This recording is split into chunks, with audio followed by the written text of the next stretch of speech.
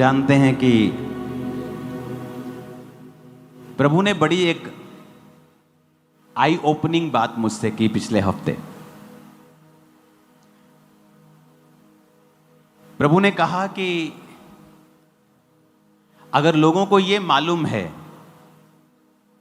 कि जब उनको पेट की दिक्कत होती है वो घर बैठ के रोते नहीं रहते, पेट के डॉक्टर के साथ अपॉइंटमेंट बुक करते हैं और पेट के डॉक्टर को दिखा देते हैं। जब उनको आंखों की दिक्कत होती है वो आंखों के डॉक्टर के पास चले जाते हैं। आप घर बैठ के रोते नहीं रहते कि मेरी आंखें खराब है, मेरी आंख, आप जाते हैं और डॉक्टर के पास चले जाते हैं। पर जब एक क्रिश्चियन को प्रॉब्लम होती है वो घर बैठा रोता रहता है। अगर उसे हीलिंग चाहिए तो परमेश्वर ने लोग ठहराए हैं जिनके पास हीलिंग का वरदान है, वो उनके पास नहीं जाते, इसलिए वो रोते रहते हैं। इसीलिए प्रभु उनको बाइबल में बच्चा कहता है, मंदबुद्धि और मूर्ख कहता है कि उन्हें सांसारिक बातों की तो नॉलेज है कि अगर मेरे फाइनेंस में गड़बड़ है तो मुझे अच्छे सीए के पास जाना है, अगर मेरे मकान में कोई दिक्कत है तो मुझे मिस्त्री के पास जाना है, मेरे साउंड में कुछ दिक्कत है तो मैं अच्छी टीम बुलाऊंगा दिल्ली से साउंड की मुझे चेक करे। पर जब आपको कोई दिक्कत होती है तो आप ये भूल जाते हैं कि परमेश्वर ने लोग ठहराए हैं जिनके पास आपको जाना होगा। अगर परमेश्वर ने डायरेक्ट अपनी आत्मा के द्वारा कार्य करना होता तो वो कभी ना कहता कि मैंने चर्च में pastors, evangelist, profits, apostles, teachers ठहराए हैं। वो ये कहता कि मैंने अपना आत्मा ठहराया है जो तुम्हारी जिंदगी में काम करेगा। लेकिन वचन क्या कहता है? उसने कहा मैंने चर्च में इन लोगों को ठहराया है कि मसीह की देह उन्नति पाए। आप हील होंगे, आप उन्नति करेंगे। मैं आपको बता रहा हूं, healing is a spiritual thing. आपके कमर में दर्द है, आप बैठकर प्रार्थना नहीं कर सकते फुल कंसंट्रेशन के साथ, लेकिन जब वो दर्द हील हो जाता है आप फ्री हो जाते हैं फुल पोटेंशियल के साथ प्रार्थना करने के लिए। सो healing, deliverance is a spiritual thing. ये कोई शारीरिक चीज नहीं है जिसको लोग, जिसकी निंदा करने लगते हैं क्योंकि उनके पास वो वरदान नहीं है। हाथ ना आए थू कोड़ी। ऐसे पास्टर्स भी हैं जिनके पास हीलिंग का वरदान नहीं है। अपने प्रचार से उनकी चर्च में लाखों लोग हैं जो लोग ये बोलते हैं कि हमारे पास हीलिंग का वरदान नहीं, हम सच बोलते हैं इसलिए हमारे पास लोग थोड़े हैं। मैं आपको अकेले प्रचारक बता देता हूं जो इस इंडिया की दूसरी सबसे बड़ी चर्च है, वहां पे 3.5 लाख मेंबर हैं, सिर्फ प्रचार करता है पास्टर।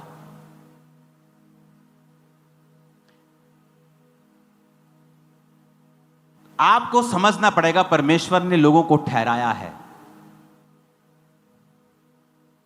अगर आप जीवित चर्च का हिस्सा नहीं हैं, आप परमेश्वर को कंप्लेंट नहीं कर सकते, क्योंकि परमेश्वर ने तो कहा है कि मैंने तो इन लोगों को ठहराया है।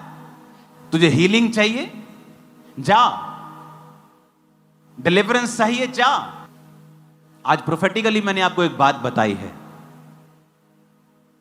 कि 6 मंथ हमने फाइट की है, पहले 6, अगले 6 महीने महिमा के होंगे, ग्लोरियस होंगे, शानदार होंगे, शानदार, बिल्कुल शानदार।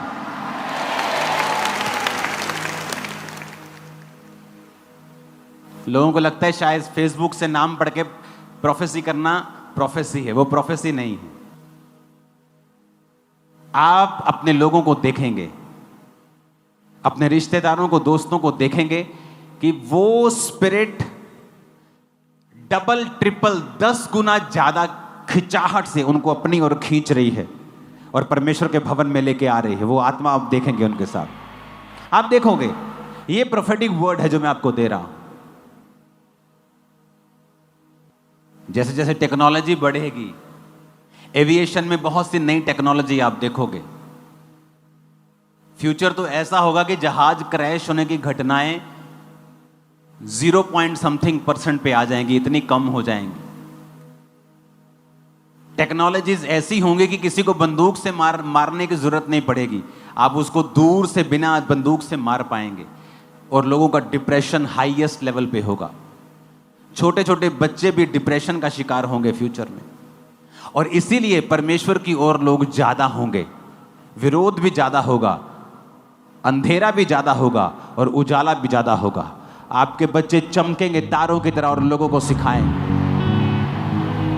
और ये ज्यादा टाइम नहीं लगेगा, मैं आपको बता रहा हूं। सडनली कुछ दिनों में, कुछ महीनों में ही टेक्नोलॉजीज उस लेवल पे चले जाएंगी कि जो लोग परमेश्वर में नहीं होंगे वो डिप्रेशन का शिकार हो जाएंगे। क्योंकि आज अगर उसको सेफ्टी चाहिए वो अपने घर में जा सकता है, अपनी बख्तरबंद गाड़ी में जा सकता है, लेकिन फ्यूचर में ये भी चीजें सेफ नहीं होंगी।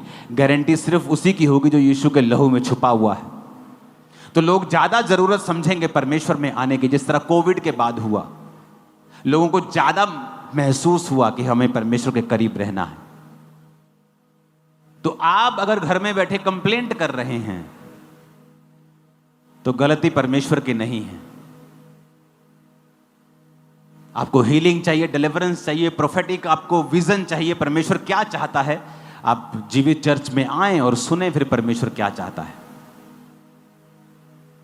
तो इसलिए मैं ये बता रहा हूं कि आपको मालूम हो कि पवित्र आत्मा जब आपसे बात कर रहा है किसी विषय में, आपको ऐसा ना लगे कि मेरा मन आपसे बात कर रहा है। क्योंकि विश्वासियों से परमेश्वर बहुत ज़्यादा बात जब नहीं करता या उनको पहचान नहीं होती परमेश्वर की आवाज़ कौन सी है, मन की कौन सी है, तो वो सोचते हैं कि शायद उनके मन में ये बात आ रही है। लेकिन कई बार मन में नहीं आ रही होती, वो परमेश्वर का आत्मा उनसे बात कर रहा होता है। तो एक नियम आप अपनी जिंदगी में बना लें कि परमेश्वर ने डायरेक्ट वो कुछ नहीं करता। बाइबल कहती है वो अपने लोगों का इस्तेमाल करता है। तो अगर आपको हीलिंग चाहिए, स्पिरिचुअल लोगों के साथ संगति करें, उस चर्च का हिस्सा बने जहां हीलिंग पावर अवेलेबल है। मैं हील हुआ कि नहीं हुआ यह बात अलग है, लेकिन अगर एक कैंसर वाला हील हो रहा है, एक HIV वाला हो रहा है, तो सब हो सकते हैं, क्योंकि वो ग्रेस उस चर्च के ऊपर अवेलेबल है। एक के बेबी हो रहा है, 2 को हो रहे, 3 को हो रहे, इसका मतलब ग्रेस अवेलेबल है। ऐसा कैसे हो सकता है कि आप ले हैंड करवाएं, आपको हल्का महसूस हो, आप सब कुछ उठा रहे हैं, आप अगले दिन 2 दिन बाद वापस जा रहे हैं, आप प्रेग्नेंट हैं? ऐसा कैसे? आपकी फैलोपियन ट्यूब ब्लॉक है, आपको HIV है, सब कुछ नेगेटिव लाइफ में बुरा चल रहा है, आप चर्च में बैठे हैं 3 साल से, समथिंग एक दिन समडे प्रेयर होती है, आप पेट पे हाथ रखती हैं, आपको गर्म महसूस होता है, अगले महीने में आप प्रेग्नेंट होती हैं। ऐसा कैसे हो सकता है? आपका बेबी, आपका हस्बैंड, आप HIV फ्री हैं, ऐसा कैसे हो सकता है? एक इत्तेफाक हो सकता है, 2 हो सकते हैं, 20,000 इत्तेफाक नहीं हो सकते। एक संडे कम से कम आप 20-25 गवाहियां रेगुलर सुनते हो, 70 से 100 गवाहियां आप इंस्टेंट सुनते हो। थर्सडे मिला लो, पूरा महीना मिला के आप 800 से 1000 गवाहियां सिर्फ यहां सुनते हो। बन्नी कितनी है वो पता नहीं कितने हजार में। एक साल में क्या 25,000 इत्तेफाक हो सकते हैं? एक को जोश चढ़ गया, 2 को चढ़ गया, 25,000 को जोश चढ़ गया। 25,000, अगर 25,000 गवाहियां लोग दे रहे हैं तो वो सचमुच परमेश्वर कर रहा है। अपने पड़ोसी को जोर से बोलना ये बात, बोलो अपने आप कुछ नहीं होता, तुम्हें करना पड़ता है। फिर से कहो, पहला शमूएल 22 उसकी 1 आयत में लिखा है, दाऊद वहां से चला और बचकर अदुल्लाम की गुफा में पहुंच गया। यह सुनकर उसके भाई, उसके पिता का समस्त घराना उसके पास गया। कब की बात है ये तब की बात है जब दाऊद की जिंदगी में फाइट चल रही थी। शाऊल उसकी जान के पीछे लगा हुआ था, मारने के लिए उसका पीछा कर रहा था। इस आयत से पहले दाऊद के ऊपर 3 बार भाला चलाकर फेंका गया था। कभी वो लकड़ी में धंस जाता था, 2 बार दाऊद बच जाता था। दाऊद को मारने की कोशिशें की गई थी 5 से 6 से 7 बार। अब दाऊद को मालूम हो चुका था शाऊल उसको मारना चाहता है। शाऊल का बेटा योनाथन उससे प्यार करता था और उसको हमेशा बचाता था। मैं आपको बैकग्राउंड इसलिए बता रहा हूं कि आपको मालूम हो कि परमेश्वर का आत्मा आत्मिक रीति से किस तरह से आपकी लाइफ में काम करता है। इस समय दाऊद की कंडीशन यह थी कि यह मसा हो चुका था शमूएल नबी के द्वारा, पर अभी तक आत्मा में सब कुछ। आप सभी को जय मसीह की दोस्तों, मेरा नाम है रोहित कुमार। आप देख रहे हैं आरके जनता चर्च में आप सभी का स्वागत करता हूं। दोस्तों, आप सभी लोगों के बीच में लेके आ चुका हूं एक और बड़ी भविष्यवाणी और एक और बड़ी सामर्थ्य से भरी प्रार्थनाएं, जो कि दोस्तों आज जो भी मसीह भाई बहन अपने जीवन में तन से और मन से और विश्वास के साथ परमेश्वर की सच्चाई के साथ आप लोग अगर इस प्रार्थना को सुनते हैं तो प्रभु आपको कभी भी कोई चीज़ से दुखित नहीं रहने देगा। परमेश्वर आपको बहुत सारी समस्याओं से आज़ाद करवाएगा और आपके जीवन को सुरक्षित रखेगा। तो चलिए दोस्तों, सबसे पहले मैं आपको कुछ वचन बताना चाहता हूँ। यहाँ पर लिखा हुआ है, पढ़ते हैं। झूठ बोलना और धोखा देना हमारे जीवन के लिए कितना बड़ा पाप है, परमेश्वर की नज़र में कितना बड़ा पाप है, मैं आप सभी लोगों को बताना चाहता हूँ। परमेश्वर का वचन कहता है, झूठ मत बोलो क्योंकि तुम एक दूसरे के साथ झूठ बोलकर पुराने आदमियों को और उनके कर्मों को उतार चुके हो। परमेश्वर कहता है कि तुम अपने जीवन में कभी भी झूठ मत बोलना, तुम अपने जीवन में कभी भी किसी से नफरत मत करना। और परमेश्वर का वचन यहाँ पे कहता है, कुलुस्सियों की पुस्तक अध्याय 3 से 9 में लिखा हुआ है, बाइबल में झूठ बोलने को बहुत बड़ा पाप माना गया है और मसीही विश्वासियों को सत्य बोलने और अपने आचरण में ईमानदारी को बनाए रखना चाहिए। और जब